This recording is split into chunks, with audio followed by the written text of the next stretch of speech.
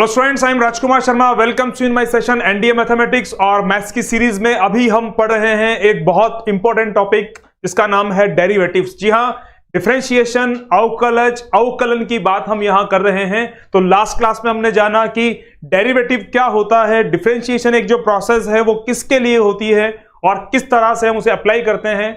और आज हम जो फंडामेंटल थ्योरम्स ऑफ डिफरेंशिएशन हमने कल बात की थी उसके बारे में कुछ एग्जांपल्स से उन थ्योरम्स को हम समझने वाले हैं। और साथ ही साथ डिफरेंशिएशन के जो हमारे दो मेथड थे, एक डायरेक्ट मेथड और एक फर्स्ट प्रिंसिपल मेथड। तो फर्स्ट प्रिंसिपल मेथड से हम कुछ एग्जांपल्स, कुछ क्वेश्चंस अभी सॉल्व करेंगे ताकि समझ पाए उस मेथड को कि किस तरह से उसे यूज करना है। ठीक है, वैसे मैं आपको बता दूं कॉम्पिटिटिव एग्जामिनेशंस में फर्स्ट प्रिंसिपल मेथड किसी भी काम का नहीं होता है, लेकिन फिर भी इसे समझने के लिए फर्स्ट प्रिंसिपल मतलब what is the first principle method about differentiation, तो हम इसे जानेंगे निश्चित रूप से कि कैसे उसे यूटिलाइज किया जाता है। तो आइए फिर से चर्चा करते हैं the fundamental theorems of differentiation. Derivative find करने के लिए इन थ्योरम्स को हम यूज करते हैं। ज्यादा देर ना करते हुए देखते हैं क्या कुछ नया आज हम सीखने वाले हैं। तो पहली बात करते हैं हम यहां पर, कल मैंने आपसे, कल के हमारे जो सेशन था उसमें अपने बात हुई थी कि differentiation of a constant function, एक नियतांक का अवकलज जो होता है वो 0 होता है। ठीक है, ऐसी कुछ बात थी। तो अभी हम वापस उसी बारे में, उसी मुद्दे पर फिर से हम बात करने जा रहे हैं। देखिए यहां स्क्रीन पे आपको नजर आ रहा है the fundamental theorems of differentiation. The first theorem यहां पर है the derivative of a constant is 0।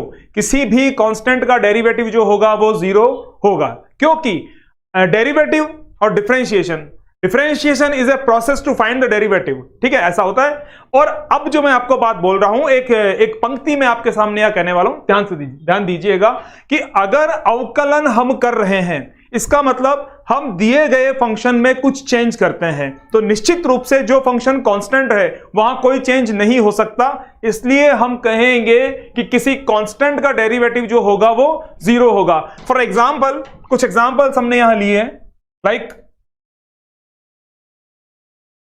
ddx of π/2। अब π/2 जो है वो पूरा एक फिक्स्ड नंबर है, तो कोई चेंज होने की यहां पे किसी प्रकार की संभावना नहीं है, किसी प्रकार की स्थिति नहीं है, तो इसका डेरिवेटिव क्या होगा? 0 होगा। बिल्कुल इसी प्रकार से डिफरेंशिएशन ऑफ 5 तो क्या होगा? 0 होगा। तो आई होप पहली बात बहुत आसान है और बहुत जल्दी से समझ में आने वाली है, इसे हमने कंप्लीट किया है। अब सेकंड थ्योरम पे हम चलते हैं। सेकंड थ्योरम पे देखिए यहां पर एक दो साइड्स पे कुछ वैल्यूज आपके सामने हैं। ठीक है, अब अगर मैं बात करूं what is the C is a constant. C यहां पर एक कांस्टेंट है और F is function of X. F कोई भी एक फंक्शन है।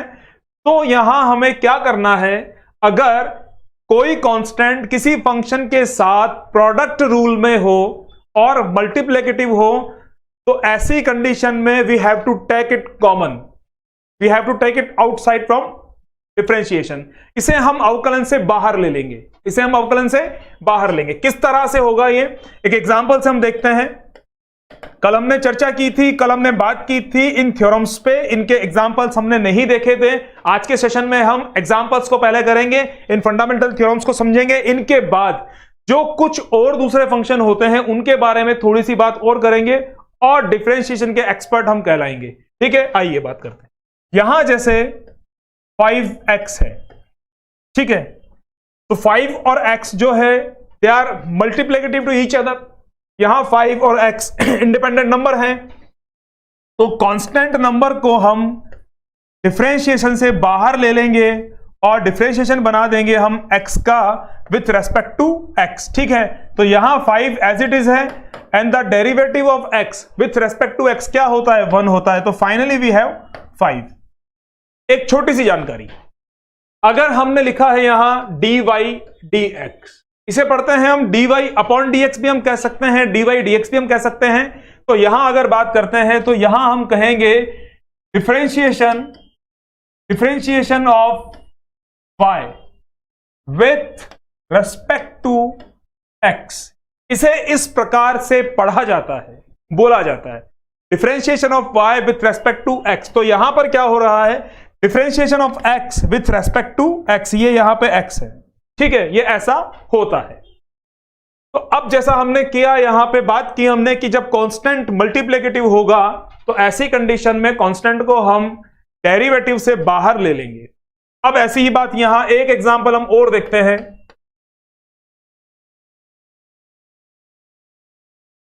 π/2 के साथ sin x यहां मल्टीप्लिकेटिव है, ठीक है। तो π/2 is a constant, so we have to take it outside from differentiation. Differentiation की प्रोसेस से π/2 को हम बाहर रखेंगे। तो π/2 को हमने क्या किया, π/2 को हमने डिफरेंशिएशन से बाहर निकाला और अब हमें डेरिवेटिव लिखना है यहां पे sin x का। ये π/2 बन चुका है, ये π/2 है और यहां पे sin x का क्या होगा, cos x। तो finally we have it's π/2 cos x। तो सेकंड थ्योरम, सेकंड रूल भी इसे हम कह सकते हैं। तो सेकंड रूल, सेकंड थ्योरम आपको समझ में आया होगा कि जब कोई कांस्टेंट किसी फंक्शन के साथ मल्टीप्लिकेटिव होगा, प्रोडक्ट में होगा, तो उसे हम क्या करेंगे, उसे हम डिफरेंशिएशन से बाहर ले लेंगे। नंबर 3, यहां पर समझने वाली बात है, अगर कभी डिफरेंशिएशन करना हो कुछ ऐसे फंक्शंस का, कुछ ऐसी वैल्यूज का कि वो एक दूसरे के साथ एडिशन या सब्ट्रैक्शन फॉर्मेट में हो, तो ऐसी स्थिति में उन सभी का हम डिफरेंशिएशन, डेरिवेटिव अलग अलग फाइंड करेंगे। और इसे हम एक बात और कह सकते हैं, देखिए कैसे, एक एग्जांपल मैं यहां पे लेता हूं पहले। Differentiation of e⁻x is to power x sin x, ठीक है। और भी एक फंक्शन यहां हम ले लेते हैं, -1/x, -1/x। तो अब एक बड़ा सा फंक्शन यहां हमारे सामने है और इसे हमें डिफरेंशिएट करना है विथ रेस्पेक्ट टू x, ठीक है। We have to differentiate the given function with respect to x। तो यहां पे क्या करना होगा, ध्यान दीजिएगा, यहां पर क्या करना होगा, we have to differentiate the all functions 1 by 1, okay. तो अभी इसे मैं क्या लिखने वाला हूं, इसे हमें according to theorem number 3 we have to write it separately हमने इसको अलग अलग बना दिया है। यहां differentiation of e⁻x plus differentiation of sin x minus differentiation of 1/x। इनके डेरिवेटिव्स फॉर्मूला मैंने कल आपको बताए थे, किस फंक्शन का क्या फॉर्मूला होता है, क्या डेरिवेटिव होता है। तो अब हमें क्या करना होगा, यहां e⁻x is to power x, what is the derivative of is to power x, easily is to power x होता है। sin x का डेरिवेटिव हमें cos x मिलने वाला है और 1/x का डेरिवेटिव -1/x² मिलने वाला है, ठीक है। तो यहां पर हो गया e⁻x और यहां हो गया cos x और यहां माइनस है already, and the derivative of 1/x is -1/x²। तो finally we have e⁻x cos x plus 1/x²। That's our answer, ठीक है। ऐसा हमने यहां पे कर दिया है। तो आई होप बात समझ में आई होगी।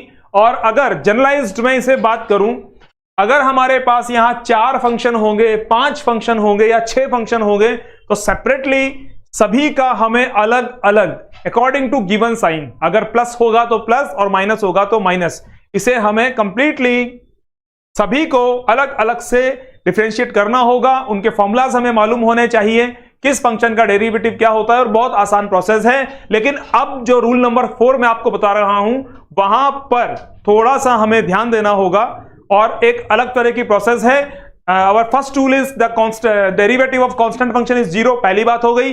दूसरे वाले में हमने यहां पर बात की कि अगर कोई कांस्टेंट फंक्शन के साथ मल्टीप्लिकेटिव हो तो कांस्टेंट को हम डिफरेंशिएशन से आउटसाइड पे रखेंगे और नॉर्मल जो फंक्शन होगा उसका डेरिवेटिव हमें वहां पे लिखना होगा।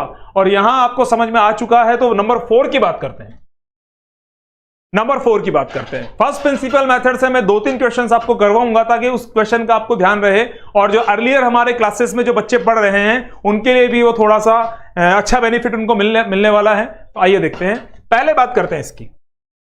एक छोटा सा एग्जांपल, यहां हमने आपको बताया कि इसे हम छोड़ो पकड़ो मेथड भी बोलते हैं, छोड़ो पकड़ो मेथड। अब ये छोड़ो पकड़ो मेथड क्या है इसके बारे में देखते हैं।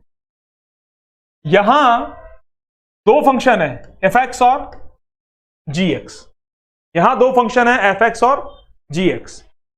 तो यहां क्या होगा, fx को हम छोड़ देंगे और सेकंड फंक्शन gx को हम पकड़ लेंगे, मींस उसे हम डिफरेंशिएट करेंगे। ऐसे ही अब हम gx को यहां पे फ्री रखेंगे और fx जो पहले से हमने छोड़ दिया था उसे हम डिफरेंशिएट करेंगे। तो ऐसी वाली बात हमें यहां करनी है। तो जनरलाइज्ड फॉर्म में अगर मैं बात करूं, फॉर एग्जांपल अगर हमें u dot v dot w, मान लीजिए तीन फंक्शन हमारे सामने हैं, अगर इन्हें डिफरेंशिएट करना हो, दे आर इन प्रोडक्ट, ठीक है, ये मल्टीप्लिकेटिव है और सभी यहां पर जो u v w है वो सारे x के फंक्शन है, ये all are function of x। तो यहां पे क्या होगा, u और v को हमें छोड़ना होगा और डिफरेंशिएट करना होगा w को। उसके बाद हमें यहां इन दोनों से किसी एक को डिफरेंशिएट करना होगा। तो यहां v को मैंने छोड़ दिया है, w को मैंने छोड़ दिया है और डिफरेंशिएट कर दिया है किसे, u को। अब अभी तीसरी स्टेप है हमारी। अब हमें देखिए w को हम डिफरेंशिएट कर चुके, u को हम डिफरेंशिएट कर चुके, तो अब जो रिमेनिंग हमारा रहेगा, फ्री जो रहेगा, वो v और w होगा और डिफरेंशिएट करना होगा हमें किसे, सॉरी यहां पे u फ्री होगा और w फ्री होगा और डिफरेंशिएट करना होगा किसे, v को। तो ऐसे करके, ऐसे एक एक करके हमें तीनों फंक्शंस को, या चार फंक्शन हो या दो फंक्शंस हो, सबको डिफरेंशिएट करना होता है one by one, left catch छोड़ो पकड़ो। तो अभी इसका रिजल्ट क्या बना, u dot v dot dw dx, dw by dx, ठीक है, plus v dot w du dx plus u dot w dv upon dx। इस तरह से अभी ये एक जनरलाइज्ड एग्जांपल था जहां पर हमने u v w को लिया, किसी तरह का फंक्शन हमने यूज नहीं किया है। अभी हम प्रॉपर एक फंक्शन के साथ इसे समझते हैं। दो एग्जांपल मैं करवाने वाला हूं यहां पे, ठीक है। तो ये जो हमारा रूल है प्रोडक्ट रूल, तो प्रोडक्ट रूल पे विशेष रूप से ध्यान रखिएगा। प्रोडक्ट रूल और आगे एक रूल आएगा चेन रूल, ठीक है। इन दोनों में कुछ डिफरेंस होता है, इन दोनों में डिफरेंस होता है। चेन रूल के बारे में नेक्स्ट सेशन में हम चर्चा करेंगे, लॉग फंक्शंस के बारे में नेक्स्ट सेशन में हम चर्चा करेंगे, तो बहुत अच्छे से उन्हें समझ पाएंगे। लेकिन अभी जो बात हमारे सामने है, पहले इसे करें। जिज्ञासा अपनी जगह पर सर्वोत्तम है, लेकिन जो परिणाम, जो रिजल्ट और जो क्वेरीज पहले हमारे सामने है, उन्हें पूर्ण करना हमारा दायित्व है, ठीक है। अभी देखिए ये कर दिया हमने। अब इसके लिए मैं आपको एक एग्जाम्पल करवाता हूं जिसमें हम प्रोडक्ट रूल को यूज करने वाले हैं। देखिए वो एग्जाम्पल कैसे होगा। और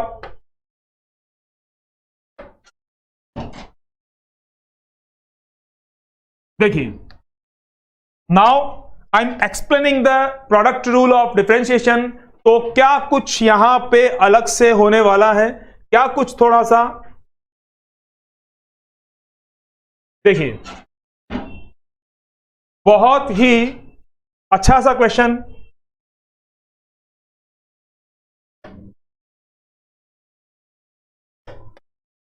देखिए, we have to differentiate is to power x dot sine x, okay, ऐसा क्वेश्चन हमारे सामने है। तो अब यहां पे क्या होगा, अब यहां पे क्या होगा, इज टू पावर x को हमें यहां छोड़ देना होगा और जो दूसरा फंक्शन हमारा साइन x है इसे हमने पकड़ लिया है, means we have to differentiate it. इसके बाद साइन x को हमने छोड़ दिया है जिसे पहले हमने डिफरेंशिएट किया था, और जो पहले से रिमेनिंग हमारा फंक्शन है इज टू पावर x, इसे हमने डिफरेंशिएशन करने के लिए पकड़ लिया है। Is to power x as it is यहां पर होगा। साइन x का डेरिवेटिव, साइन x का डिफरेंशिएशन क्या होता है, cos x। उसके बाद साइन x यहां एज इट इज लिखा होगा, is to power x। E power x का क्या होता है, ई पावर x। अभी कॉमन क्या है यहां पे, e⁻x और cos x plus sin x। ठीक है, तो ये हमारा आंसर कंप्लीट हो चुका है। यहां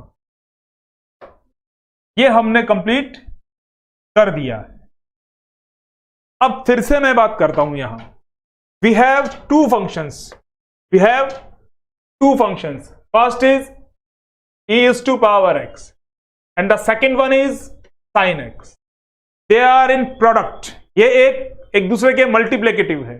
ठीक है, अब इन दोनों फंक्शंस में इसे मैंने बोला फर्स्ट, इसे मैंने बोला सेकंड, तो हमें क्या करना है, पहले को छोड़ना है, दूसरे को पकड़ना है, फिर दूसरे को छोड़ना है, पहले को पकड़ना है। अगर तीन फंक्शन होंगे, फर्स्ट सेकंड हम छोड़ेंगे, थर्ड को पकड़ेंगे, उसके बाद फर्स्ट और थर्ड को छोड़ेंगे, सेकंड को पकड़ेंगे, उसके बाद सेकंड थर्ड को छोड़ेंगे और फर्स्ट को पकड़ेंगे। ऐसा हमें करना होता है। तो यहां इसे छोड़ा, sin x को डिफरेंशिएट किया, sin x को छोड़ा, e⁻x को डिफरेंशिएट किया, और sin x का डेरिवेटिव cos x होता है, e⁻x का e⁻x ऑलरेडी हमारे पास होता ही है। अब यहां छोटी सी एक बात और नजर आई, e⁻x को हमने कॉमन ले लिया, तो finally we have e⁻x on the bracket of cos x plus sin x। ऐसा ये क्वेश्चन हमने कंप्लीट कर लिया। आइए एक क्वेश्चन हम यहां और करते हैं। एक क्वेश्चन यहां हम और कंप्लीट करते हैं इसी रूल से। फंक्शंस, नंबर ऑफ फंक्शंस यहां मैंने बढ़ा दिए हैं। अब हम यहां पे we have to differentiate again e⁻x, sin x and 1/x। ठीक है, ये फंक्शन हमारे सामने यहां है। तो हमें क्या करना है, e⁻x को हमने छोड़ दिया है, sin x को हमने छोड़ दिया है, और थर्ड फंक्शन 1/x को डिफरेंशिएशन करने के लिए हमने पकड़ लिया है। अब वापस से sin x को हमने छोड़ दिया है, 1/x को हमने छोड़ दिया है डिफरेंशिएशन करने के लिए यहां से किसी एक को, तो मैंने e⁻x को पकड़ लिया है। फिर नेक्स्ट स्टेप, जितने फंक्शन है उतने स्टेप हमें करने होंगे। अब यहां क्या किया, यहां हमने e⁻x को छोड़ दिया है, डॉट 1/x को छोड़ दिया है, और डिफरेंशिएशन करने के लिए sin x को हमने पकड़ लिया है। We have three functions and we have three steps, first, second and third. अब कुछ नहीं करना है, अब इनके डेरिवेटिव्स हमें लिखने हैं। तो यहां पे क्या हुआ, e⁻x, sin x और 1/x का डेरिवेटिव क्या होता है, -1/x²। तो इसे मैंने एक छोटे से ब्रैकेट में लिखा। Next step, sin x as it is आ रहा है, 1/x एज इट इज होगा, और e⁻x का डेरिवेटिव e⁻x ही होगा। और यहां e⁻x डॉट 1/x, ये मल्टीप्लीकेशन है भैया, और sin x का डेरिवेटिव बन गया है cos x। तो अब यहां पर e⁻x कॉमन है, जैसा हमें दिखाई दे रहा है। तो e⁻x को हमने कॉमन ले लिया है, तो हमें और क्या बचता है, 1/x² sin x plus 1/x sin x। अच्छा, यहां पर 1/x भी हमारे पास में कॉमन है। ठीक है, थोड़ा मैंने ध्यान नहीं दिया, तो 1/x को भी हमने कॉमन निकाला। तो अब यहां पे क्या होगा, 1/x, और यहां पे क्या होगा, सिर्फ sin x। यहां पे क्या बचने वाला है, सिर्फ sin x।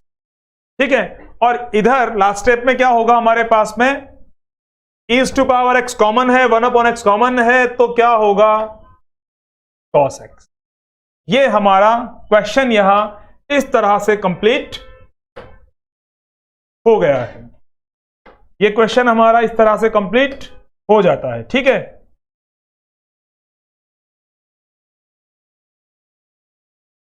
और ये आंसर हमें मिलता है। तो यहां पर प्रोडक्ट रूल को हमने अच्छे से सीख लिया है। प्रोडक्ट रूल जिसे हमने छोड़ो पकड़ो कहा है, आगे एक चेन रूल आएगा, उसमें ध्यान रखिएगा अलग होता है। इसके बाद हम बढ़ते हैं हमारे लास्ट रूल के लिए, last fundamental theorem of derivatives के लिए। ठीक है, देखिए क्या अलग है और उसमें हमें क्या सीखना है, किन बातों का हमें ध्यान रखना है। तो अभी तक आई होप ये समझ में आया होगा कि यहां फर्स्ट, सेकंड एंड थर्ड, तीन अगर फंक्शन हमारे पास आएंगे, तीनों का हमें डिफरेंशिएशन करना है और तीनों का डिफरेंशिएशन हमें अलग अलग करना है, बिल्कुल अच्छे से, जैसा हमारा रूल हमारे सामने है, समझ लीजिए। आइए नेक्स्ट, अब हम बात करने जा रहे हैं number 5th, the fractional rule.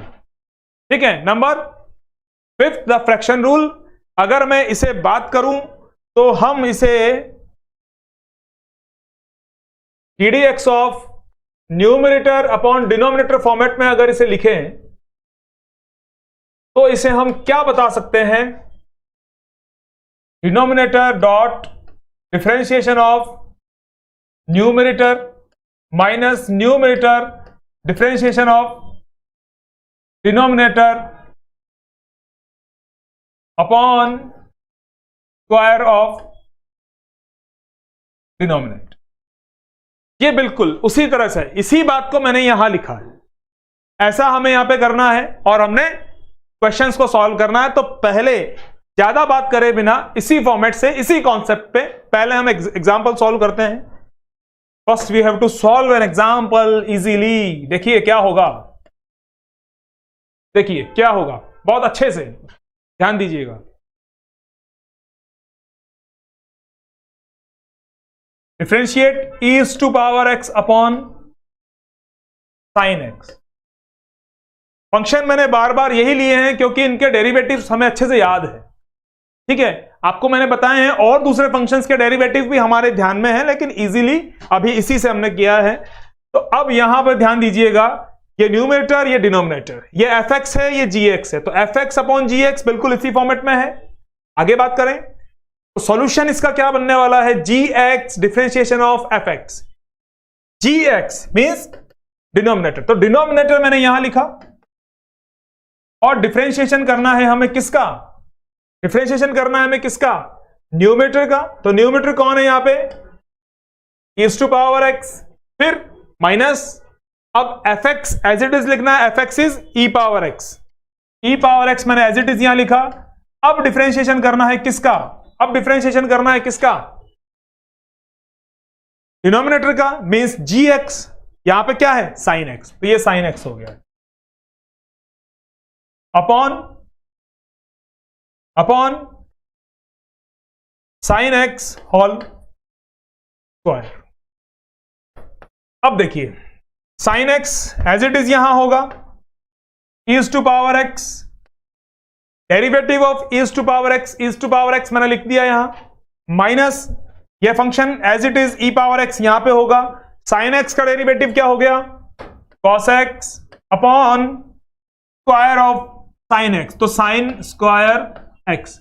अब अगर इसे हम थोड़ा सा और आगे करें तो ईज टू पावर एक्स को हम कॉमन ले सकते हैं और फाइनल स्टेज पे पहुंच जाएंगे। तो यहां हो गया e is to power x sine x minus cos x upon sine square x, और इस तरह से हमने इसे कंप्लीट कर दिया है। तो बेसिकली जो 5 बातें हमने की है डिफरेंशिएशन में, सबसे महत्वपूर्ण, सबसे प्रमुख जो फंडामेंटल कॉन्सेप्ट है डिफरेंशिएशन का वो यही है।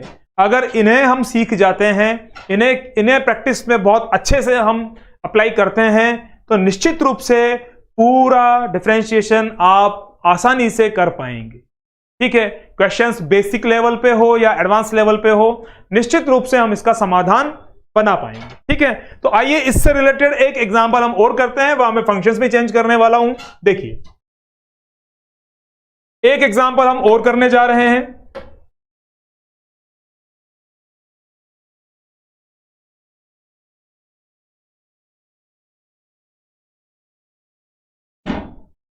It's depend on fractional rule of derivative. ठीक है, पुनः वही बात, फिर से वही बात।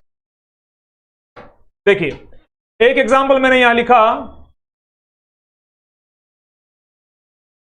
a⁻x अपॉन,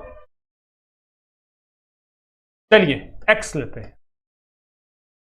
समझने के लिए कुछ सिंपल फंक्शंस को यूज करना ज्यादा बेटर होता है। तो अब क्या करना होगा, देखिए denominator differentiation of numerator minus numerator differentiation of denominator upon square of denominator. बिल्कुल इसी फॉर्मेट में, जो फॉर्मेट हमारा है, ध्यान दीजिएगा एक बार, जो फॉर्मेट हमारा है वही काम मैंने किया है। gx differentiation of fx minus fx differentiation of gx upon square of gx। जी हां, न्यूमरेटर डिनोमिनेटर की हम बात करते हैं, बिल्कुल इसी तरह से मैंने अरेंज किया है उस क्वेश्चन को। तो अब हमें इनके सॉल्यूशंस लिखने हैं यहां पे। तो सॉल्यूशन क्या होगा, x अपनी जगह पर होगा, a⁻x का डिफरेंशिएशन डेरिवेटिव क्या होता है, a⁻x log a base e, ठीक है, माइनस अगेन a⁻x और x का derivative with respect to x क्या होता है 1 अपॉन स्क्वायर ऑफ x। यहां हमें a⁻x कॉमन मिला, कॉमन हमने लिया, यहां बच गया x dot log a base e minus 1 upon x square, और ये हमारा फाइनल आंसर हो गया है। इस तरह से हमने इसे कंप्लीट कर लिया है। आई होप ये 5 थ्योरम्स मैंने बताई है, वहां पर थ्योरम नंबर 4 और 5 आपको बहुत अच्छे से समझ में आई होगी। लास्ट सेशन में मैंने यही बोला था कि नेक्स्ट क्लास में इन थ्योरम्स को अप्लाई करना हम सीखेंगे, जो आज हमने कंप्लीट कर लिया है। ठीक है, तो यहां इन क्वेश्चंस को, ऐसे क्वेश्चंस को सॉल्व करने के तरीके आपको आ गए हैं। तो अब मैं बात करने जा रहा हूं फर्स्ट प्रिंसिपल मेथड पर। डेरिवेटिव्स जो हमने बनाए थे, left hand derivative, right hand derivative, तो वहां से, उन्हीं फॉर्मूला से कुछ क्वेश्चंस मैं भी करने वाला हूं, और ज्यादा नहीं, मैं 2 या 3 क्वेश्चंस फर्स्ट प्रिंसिपल मेथड से करूंगा, क्योंकि कॉम्पिटिटिव एग्जाम्स में फर्स्ट प्रिंसिपल मेथड कभी भी उपयोगी नहीं होता है। वहां हमें logically by the trick question को सॉल्व करना होता है। तो ऐसा ही मैं यहां पे आपको बताने वाला हूं, लेकिन अभी बेसिक क्लासेस हैं तो यहां ध्यान देना आवश्यक होता है। आइए बात करते हैं फर्स्ट प्रिंसिपल मेथड की। फर्स्ट प्रिंसिपल मेथड में क्या कुछ अलग हम करने वाले हैं और क्या सीखने वाले हैं, देखते हैं।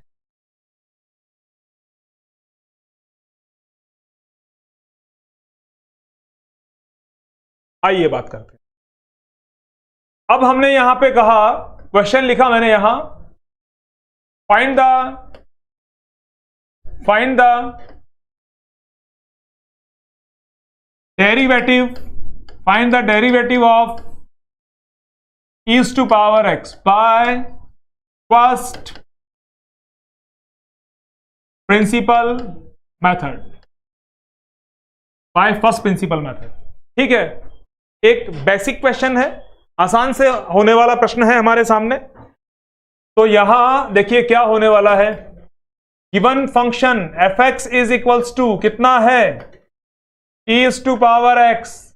एक बात, अब डेरिवेटिव का जो हमारा फॉर्मूला है वो क्या होता है, we know that limit h is extends to 0 f of x plus h minus f of x upon h। जी हां, राइट हैंड डेरिवेटिव या लेफ्ट हैंड डेरिवेटिव, किसी भी डेरिवेटिव का प्रयोग करके आप इसे फाइंड कर सकते हैं। ठीक है, तो अभी यहां पर देखिए, limit h extends to 0 f of x plus h, it mean e, function कौन है, फंक्शन में क्या सब्स्टिट्यूट करना है हमें, x को, x प्लस h, तो ये बन गया है h x plus h, fx easily e⁻x upon h। आइए मैं थोड़ा सा आपको एक्सप्लेन करूं, fx हमारा क्या है, fx हमारा है e⁻x, तो f of x plus h हमारा क्या होने वाला है, ये बन जाएगा e⁻x प्लस h, और इन दोनों वैल्यू को हमें यहां और यहां सब्स्टिट्यूट करना है। बहुत बेसिक से मैं बता रहा हूं, हमेशा की तरह जो बच्चे बहुत बिल्कुल पहली बार इन चीजों को सीख रहे हैं, निश्चित रूप से उन्हें समझ में आएगा। अब यहां पे क्या करना है, इसे हम एक्सटेंड करते हैं पावर को, क्योंकि एक बात हमें मालूम है, a is to power m plus n, we can write it a power m dot a power n। तो ऐसा करके इसे स्प्लिट कर देते हैं हम यहां पे, तो ये बन जाता है यहां limit h extends to 0 e is to power x dot e is to power h minus e is to power x upon h। कुछ भी नहीं किया है, इस पावर को हमने स्प्लिट करके यहां पे लिख दिया है। तो अब आगे बढ़ते हैं।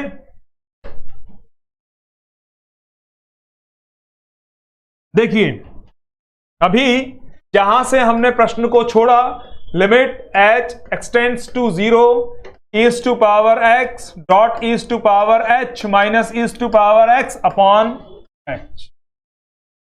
अब यहां पर e is to power x, देखिए लिमिट कौन से पॉइंट पे है, h पे, तो जो फंक्शन h पे होगा वो फंक्शन एज ए वेरिएबल होगा, बाकी जो भी कुछ यहां लिखा हुआ मिलेगा वो हमें क्या मिलने वाला है, वो हमें यहां पे कांस्टेंट माना जाएगा, उसे हम एज ए कांस्टेंट आउटसाइड रखेंगे लिमिट से, जैसा कि लिमिट में हमने किया है। तो यहां e is to power x को हमने कॉमन लिया और अंदर हमारे पास में क्या बचता है, कॉमन किया या मैंने इसे आउटसाइड कर दिया है, सॉरी। तो अभी हमारे पास में और क्या है, limit h extends to 0 e power h minus 1 upon h। तो यहां पर जिसे मैं अब थोड़ा सा मैं अंडरलाइन करने वाला हूं, तो क्या आपको एक स्टैंडर्ड लिमिट यहां पे नजर आती है, क्या आपको यहां पर स्टैंडर्ड लिमिट दिखाई दे रही है? निश्चित रूप से हाँ, आपका आंसर होगा ये, है ना। देखिए आपको मालूम है, मैंने पहले बताया है, लिमिट x टेंड्स टू 0, जब मैंने लिमिट का सेशन लिया था, is to power x minus 1 upon x क्या होता है, 1। तो इस पूरे की वैल्यू क्या बनने वाली है, इस पूरे की वैल्यू क्या बनने वाली है, इसकी वैल्यू हो जाएगी यहां पे 1, ठीक है। तो अब क्या होगा, ये हो जाएगा e is to power x multiply by 1, तो finally e is to power x, it's our answer. ये हमारा आंसर यहां पे होगा। तो आई मेरी बात समझ में। फर्स्ट प्रिंसिपल मेथड को कैसे यूज करना है, फर्स्ट प्रिंसिपल मेथड के लिए हमें लेफ्ट हैंड डेरिवेटिव या राइट हैंड डेरिवेटिव जो भी आप यूज करना चाहे यूज कर सकते हैं एज ए फॉर्मूला, मैंने जैसे किया यहां पे। और फिर उसके बाद में आपको एक बात का और ध्यान रखना है, the value of F x and the value of x plus H, और इसी के अनुसार आप इन क्वेश्चंस को सॉल्व कर देंगे, ठीक है, बहुत आसानी के साथ। तो फर्स्ट प्रिंसिपल मेथड से हम एक क्वेश्चन यहां पे और सॉल्व करते हैं और फिर देखते हैं कि कैसे कुछ अलग प्रकार की भिन्नता इन प्रश्नों में आती है। मतलब फर्स्ट प्रिंसिपल मेथड तो एक फंडामेंटल मेथड हो गया हमारा, एक बात, लेकिन फंक्शंस अपना यहां पे प्रेजेंटेशन, फंक्शंस अपनी प्रॉपर्टी हमसे फॉलो करवाएंगे। तो अब हम यहां पे साइन एक्स को एक बार करते हैं फर्स्ट प्रिंसिपल मेथड से और फिर हम सेशन को विराम देंगे, ठीक है, लास्ट। तो देखिए क्या कुछ हम यहां पे करने जा रहे हैं, ध्यान दीजिएगा। हमें यहां साइन एक्स को हमें क्या करना है, यहां फर्स्ट प्रिंसिपल मेथड से साइन एक्स को हम डिफरेंशिएट करेंगे। तो उसके लिए फर्स्ट प्रिंसिपल मेथड यूज करेंगे और उसके लिए क्या यहां वेरिएशंस होंगे, मतलब फंक्शन खुद यहां पे क्या काम करवाएगा। जैसे मान लीजिए यहां e is to power x या a is to power x या log x है, तो ये सारे फंक्शंस अपनी प्रॉपर्टी फॉलो करवाते हैं। और फर्स्ट प्रिंसिपल मेथड से जो भी कोई भी स्टूडेंट अगर क्वेश्चंस को सॉल्व कर रहा है, निश्चित रूप से वो लिमिट और कंटिन्यूटी की प्रैक्टिस कर रहा है, इसलिए मैंने आपको बताया, ठीक है। अब देखिए यहां, तो अभी हमारा जो फंक्शन है वो कौन है, our function is sine x. तो अब f of x plus h क्या होगा, f of x plus h यहां बनने वाला है साइन x प्लस एच। मैं बहुत धैर्य के साथ, बहुत पेशेंस से इस क्वेश्चन को सॉल्व करूंगा, तो अच्छे से ध्यान देना। जो बच्चे अभी 11th के लिए प्रिपरेशन कर रहे हैं उनके लिए ये सेशन बहुत मददगार है, साथ ही साथ जो बच्चे कंपटीशन की तैयारी में जुटे हुए हैं पूरी मेहनत से, उनके लिए भी। इस क्वेश्चन पे ध्यान दीजिएगा, पर्टिकुलर बहुत अच्छा क्वेश्चन मैंने यहां लिया है। साइन एक्स से हमारा बेसिक फंक्शन है, हमें मालूम होना चाहिए कि साइन एक्स का डेरिवेटिव कॉस एक्स होता है तो वो क्यों होता है। अब हमने यहां फॉर्मूला मैंने अप्लाई किया, यहां डेरिवेटिव का। तो राइट हैंड डेरिवेटिव से जनरली हम क्वेश्चंस को सॉल्व करते हैं, तो यहां पर मैं राइट हैंड डेरिवेटिव ही लिखने वाला हूं। Limit h is extends to 0 f of x plus h minus f of x upon h। ये यहां पे हमने बना दिया राइट हैंड डेरिवेटिव। ठीक है, ये राइट हैंड डेरिवेटिव मैंने यहां लिखा है। ठीक है, तो अब देखिए, अब यहां पे वैल्यू को सब्स्टिट्यूट करनी है, हमें यहां वैल्यू सब्स्टिट्यूट करनी है। तो limit h extends to 0, limit h extends to 0 f of x plus h। ये क्या हो गया, sine f of x plus h यहां पे लिखा, minus f of x, it's sine x upon h। अब यहां पर अगर हम बात करें, अगर यहां मैं डायरेक्ट लिमिट को सब्स्टिट्यूट करूं तो ये कौन से फॉर्मेट में आने वाला है, ये 0 अपॉन 0 बन जाएगा, 0 अपॉन 0 बन जाएगा ना। तो ऐसा हमें नहीं करना है, इस एरर को हमें यहां से रिमूव करना है। इस एरर को रिमूव करना है तो क्या करें, तो हम करने वाले हैं एक छोटा सा चेंज, यहां पे एक छोटा सा बदलाव, और वो बदलाव होगा इस फॉर्मूला से, जो हमारी बेसिक ट्रिग्नोमेट्रिक आइडेंटिटी है, मैं यहां पर यूज करने वाला हूं। मैं आपको बता रहा हूं आपको क्या करना है, ध्यान दीजिएगा। Sine A minus sine B, तो sine A minus sine B, ये क्या हो जाता है, sine A minus sine B क्या बन जाता है, 2 cos a plus B upon 2 dot sine A minus B upon 2। जी हां, ये आइडेंटिटी यहां हमें अप्लाई करनी होगी। मैंने कहा ना कि फर्स्ट प्रिंसिपल मेथड तो एक मेथड हो गया, उस पे तो हमेशा हमें पर्टिकुलर ये एक फॉर्मूला, एक आइडेंटिटी हमें यूज करनी है, एक बात। लेकिन जिस फंक्शन को हम यहां डिफरेंशिएट कर रहे हैं बाय फर्स्ट प्रिंसिपल मेथड, तो वो तो यहां पे वेरिएशंस लाने वाला है ना, उसके तो चेंजेस, उसकी प्रॉपर्टी अलग होगी, उस पे हम लिमिट अप्लाई करेंगे, तो बहुत सारी अलग अलग जानकारी हमें यहां पे मिलेगी, है ना।